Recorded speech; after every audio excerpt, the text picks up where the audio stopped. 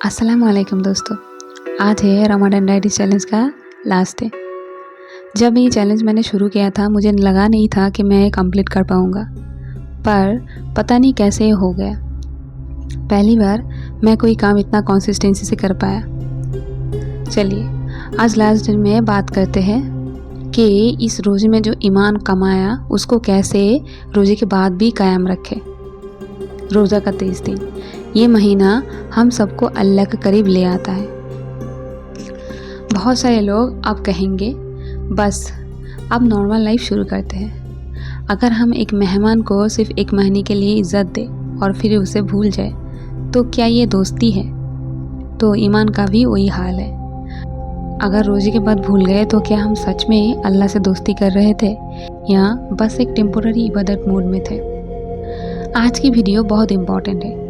पहले जान लेते हैं रोज़े के बाद ईमान क्यों गिरता है। इंसान का ईमान एक हार्ट बीट का तरह है, कभी स्ट्रांग कभी वीक, लेकिन अगर हम उसका ख्याल ना रखें तो वो मर भी सकता है। और वही होता है रोज़े के बाद। रूटीन चेंज हो जाता है, इबादत का फ्लो ब्रेक हो जाता है, शैतान रिटर्न आ जाता है। जो रोज़े में बंद था अब छूट गया, सेल्फ डिसिप्लिन वीक हो जाता है, इफ्तार सहरी का शेड्यूल चला गया, मोटिवेशन भी धीरे धीरे गिरता है।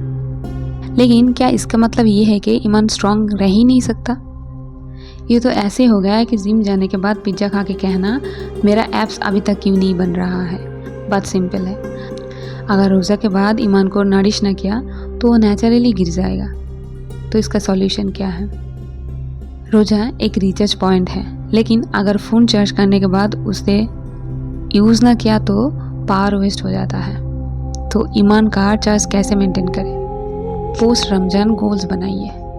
गोल्स बिना डायरेक्शन ज़ीरो होती है। रोज़े के बाद एक 5 पॉइंट इबादत प्लान बनाइए जो प्रैक्टिकल हो। हर दिन 10 मिनट कुरान पढ़ना, हर दिन एक दुआ याद करना, रोज़ाना इस्तिग़फ़ार का आदत डालना। अगर जिम का प्लान हो सकता है, डाइट चार्ट हो सकता है, तो ईमान का प्लान क्यों नहीं?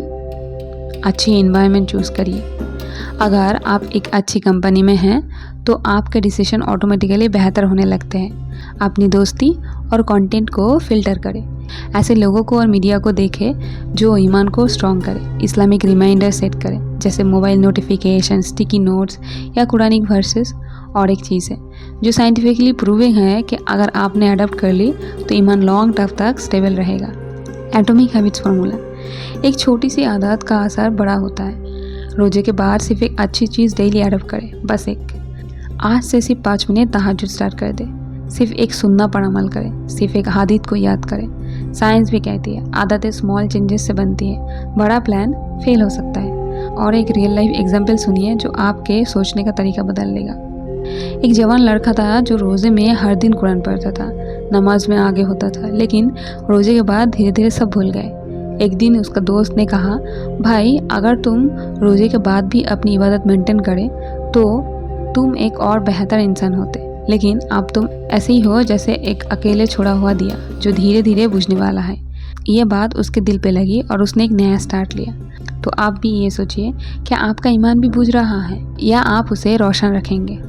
दोस्तों ये बात याद रखना, रोज़ा एक मंथ नहीं एक ट्रेनिंग है जो आपकी ज़िंदगी भर का रोड मैप देती है। अगर आप चाहते हैं कि आपके ईमान रोज़े के बाद भी अलाइव रहे तो एक छोटी इबादत हैबिट चूज़ करिए।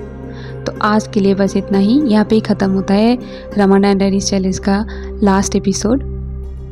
सब लोग मेरे चैनल को सब्सक्राइब करना मत भूलिए और इस वीडियो को शेयर करें अपनी फैमिली और फ्रेंड्स के साथ। अल्लाह आपको इस जर्नी में गाइड करेंगे और आप सभी को बहुत बहुत ईद मुबारक।